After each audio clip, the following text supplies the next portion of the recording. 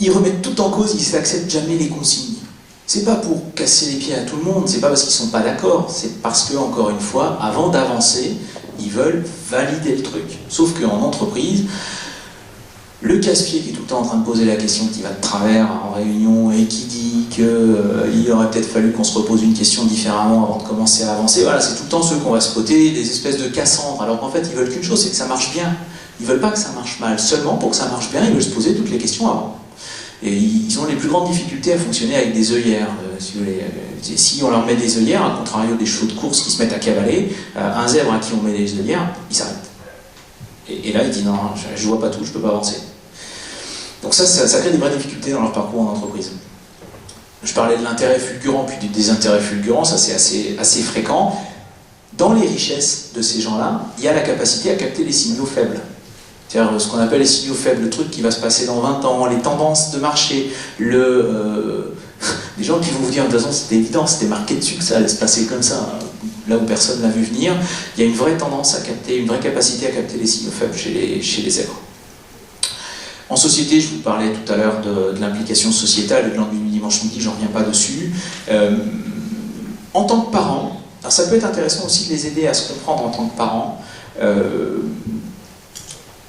Ben, c'est pas des parents faciles, objectivement. En tout cas, je l'ai souvent constaté, beaucoup constaté, notamment chez les personnes avec qui je travaille et avec qui on est parfois amené à visiter un peu des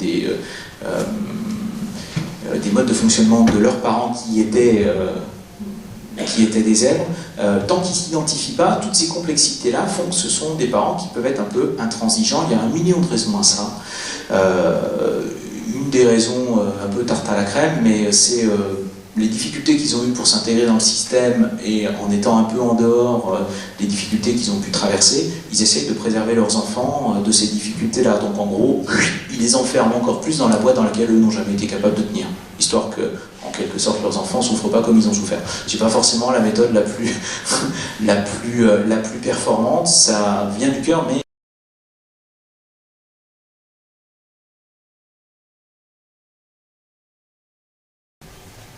après les tests, si vos tests sont non significatifs, que vous allez les faire passer à vos enfants, s'il y a des anomalies, chance. Justement, c'est encore là, encore une fois, là que le travail commence. C'est-à-dire que les tests vont mesurer tout un tas de processus dans le cerveau, des processus cognitifs. Si on trouve un processus défaillant, ça ne veut pas dire que vous avez quelqu'un en face de vous qui n'est pas un zèbre. Globalement, en schématisant un peu, le score théorique de QI, ça va être le meilleur des scores.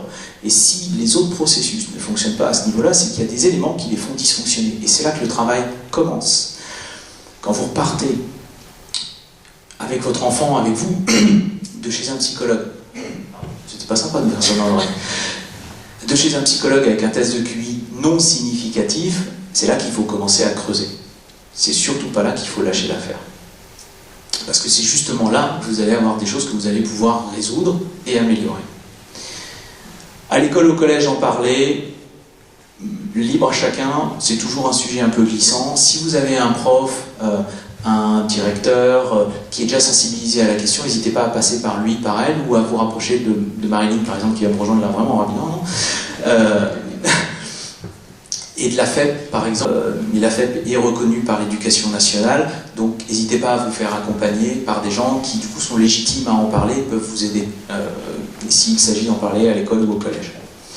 L'éducation comme fer de lance. Alors, ma très grande conviction, c'est que pris tôt, entre guillemets, on n'a pas besoin de système palliatif, on n'a pas besoin ni de déscolarisation, éventuellement de process d'accélération à l'école, mais globalement, ça peut super bien se vivre si on est informé tôt, si on les détecte tôt, et si on va au-delà de la notion du test de QI et du score de QI pour comprendre comment fonctionne l'enfant et pour chercher à être un bon partenaire pour lui en comprenant bien comment il fonctionne.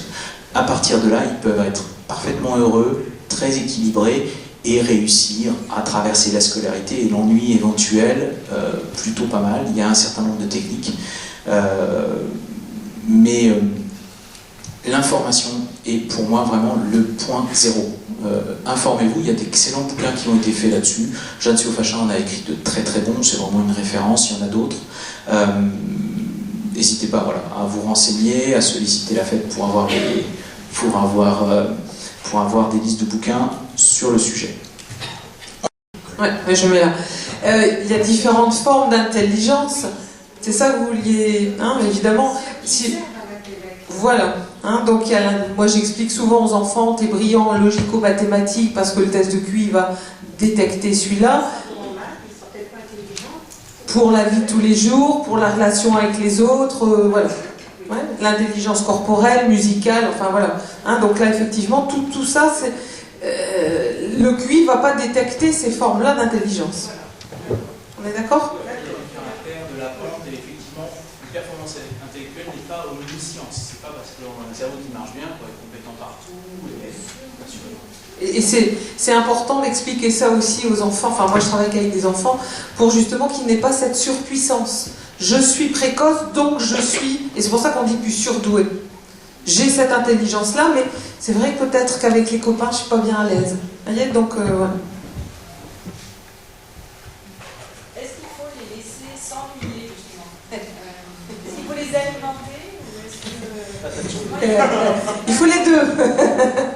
Il faut, moi, ce que j'appelle du temps pour faire du rien. Ils ont du mal à faire du rien. Il faut du temps où ils se posent et ils font rien. Et du coup, ils vont imaginer. Vous savez, les boîtes de mouchoirs, moi j'appelle ça aussi une boîte à tout. A, avec un accent tout, T-O-U-T. On donne ça et avec ça, ils savent créer plein de choses. Et ça fait du rien. Et puis en même temps, quand ils sont en demande, c'est difficile de dire, écoute, tu verras ça l'année prochaine parce que pour l'instant, t'es trop petit. Ça, j'aime pas bien dire ça. Donc on alimente quand on a la demande. Mais alterner ces différents moments. Et travailler aussi le corporel, parce qu'ils sont souvent en demande au niveau intellect, mais il ne faut pas oublier que le corps c'est un tout, et qu'effectivement on aurait tendance, et ils demandent souvent, pas tous, mais souvent à travailler là, dans cette zone-là, et ils sont souvent très gauches. Donc c'est aussi important d'équilibrer, d'harmoniser le corps et l'esprit. Donc même s'ils n'ont pas envie d'aller faire un peu de foot ou de sport, foot ils ont un peu de mal quand même, mais un peu de sport, il faut quand même les inciter à ça. Par rapport un petit peu dans le cheminement de la première question de madame, est-ce qu'à votre connaissance, la précocité est un facteur aggravant de la dépression du préado ou de l'adulte? Parce que le mien est suivi en psychothérapie. C'est pas la première qu'on a tenté.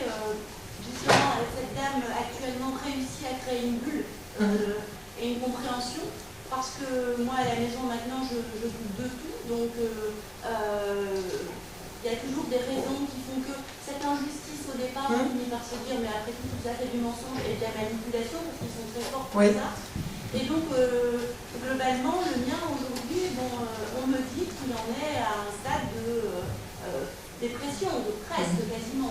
Et donc ça fait vachement peur parce que je ne sais pas comment l'en sortir et on sait très bien qu'à ces âges, les suicides existent, hein, c'est super facile. Hein. Donc on a tenté différentes choses, on est dans un système scolaire classique mais dans un établissement a priori qui gère les précoces, mais en fin de compte, non, rien n'est adapté. Donc voilà, je déborde largement sur notre cas personnel, mais je voulais savoir si, d'après vous, c'est un phénomène qui peut aggraver effectivement. Oui, effectivement, les enfants précoces sont plus susceptibles à la dépression par tous ces éléments qu'on vient de dire. Ils voient plus facilement les failles du système, l'injustice. Toutes ces choses-là vont venir exacerber un sentiment de difficulté, une confiance, une estime d'eux-mêmes qui est fragile. Donc effectivement, à la période d'adolescence, les risques de syndrome dépressif sont importants. Oui. Bon, on ne va pas non plus pleurer. Comme je dis très très souvent, ils peuvent, et Fabien l'a dit tout à l'heure, ils peuvent aller avec un moral à -50 et ils peuvent remonter très très vite. À mon sens, plus vite que d'autres. Parce que justement, ils ont en eux plein de choses qu'ils vont pouvoir mettre en avant pour aller mieux. Vous avez parlé tout à l'heure des 10 et des potentiels. Est-ce que vous pourriez approfondir un petit peu? Alors, il y a souvent cette association entre les 10 et les hauts potentiels, à savoir que parfois le précoce va camoufler ses difficultés 10. Et on va voir apparaître une dyslexie très tardivement. Parfois, ils sont au collège et on se dit, mince, on n'a pas compris. Parce qu'ils ont appris à lire de manière, ils ont une grande mémoire, ils ont appris à lire vraiment de mémoire, et finalement, ils n'ont pas fait le mécanisme de décodage. Et donc, ça peut arriver à cette période-là. Une autre corrélation, c'est la dyspraxie ou la dysgraphie. On sait, si vous avez des garçons précoces, ils ont beaucoup de mal à écrire. La pensée va très vite, la main, ça bug, ça ralentit. Et il y a ce décalage qui se fait, et cette dysgraphie ou la dyspraxie est assez fréquente. Alors, dyspraxie, c'est une maladresse au niveau des mains. Donc, ils vont être très gauche, ils vont écrire mal, ils vont pas savoir faire de lacets, ils vont pas savoir faire des petites choses. C'est assez fréquent. Plus chez les garçons que chez les filles. Pourquoi ? Alors, pourquoi plus chez les garçons que chez les filles ? Les filles, elles écrivent bien, elles écrivent mieux parce qu'elles vont faire plaisir, elles vont faire des rondeurs, elles vont mettre des couleurs, elles vont habiller, elles vont faire les tresses des poupées, elles vont faire des perles. Donc, au niveau de la motricité fine, ça se met en place bien plus facilement que chez les garçons. Les garçons, ils vont penser, ils vont s'imaginer des choses, mais ils ne vont pas forcément être dans la réalisation. Là, c'est le cas des adultes, parce qu'on a beaucoup parlé des enfants. Moi, j'ai été diagnostiquée à 27 ans, ça a été très dur pour moi en PC. En entreprise, c'est pas très difficile. Et la question, vous dites en collège, à l'école, pour parler, on va vous voir. En entreprise, est-ce qu'il faut en parler ? Ah, ça c'est une bonne question.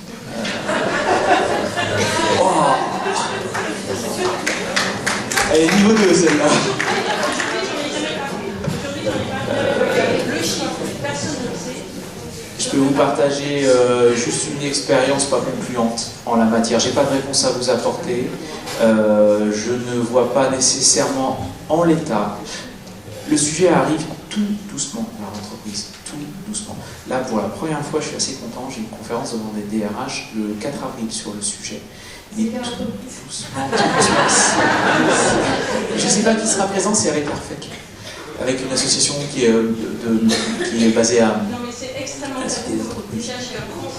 C'est excessivement tabou. Le mieux, c'est de réussir à bien vivre avec. En gros, si je fais un tout petit truc sur l'entreprise, c'est quoi que vous fassiez, trouvez des ressources pour le faire à votre façon, à vous. Si ça n'est pas possible dans votre métier, il peut être intéressant de réfléchir à trouver une autre passion ou à trouver une autre façon de vous exprimer, mais trouvez les ressources, les moyens pour que, quoi que vous le fassiez à votre façon, à vous. Déjà, ça peut être une belle richesse.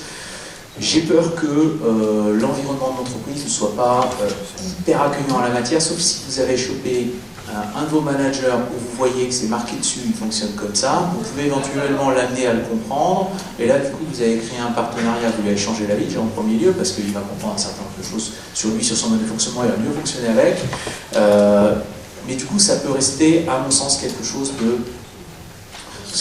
Je dis d'habitude en tronche-tronche, quoi, entre deux personnes éventuellement qui sont amenées à le comprendre, de façon plus large, ce ne sera pas mieux compris qu'à l'école, à mon sens, pour l'instant. Mais on y travaille.